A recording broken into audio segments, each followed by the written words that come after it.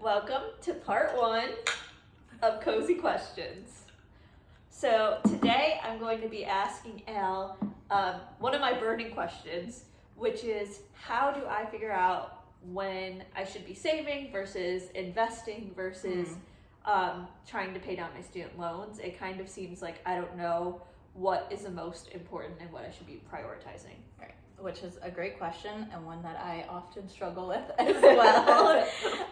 I personally think that trying to pay off debt is number one, because I just feel like when you have debt looming over your head, you have those debt payments that you have to be making, especially when you have a lot. Like we each have between $40,000 to $50,000 of student loan debt.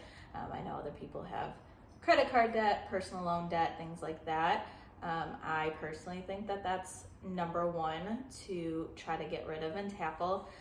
There are people who say you can invest your money, so you can invest your money in like a brokerage account or index funds, or even sometimes like a high yield savings if you can find one that has a really high percentage.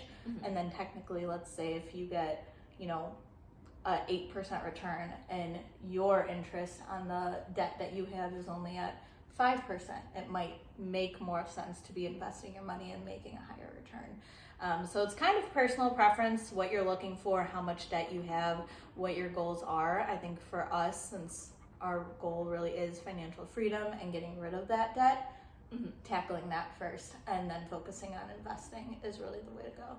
So do you think I should at least put maybe 100 or so away per month? Or should I really be just focusing on any extra money going in? Yeah, I have to look at your budget. You haven't looked yet? I haven't looked yet. But yeah, I would say, having a healthy mix of both probably does make sense.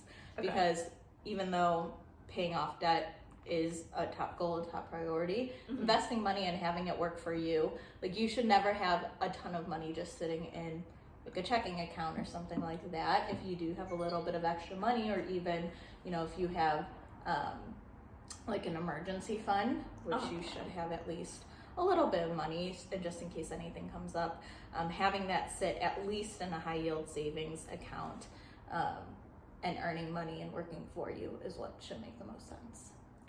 Well, thank you.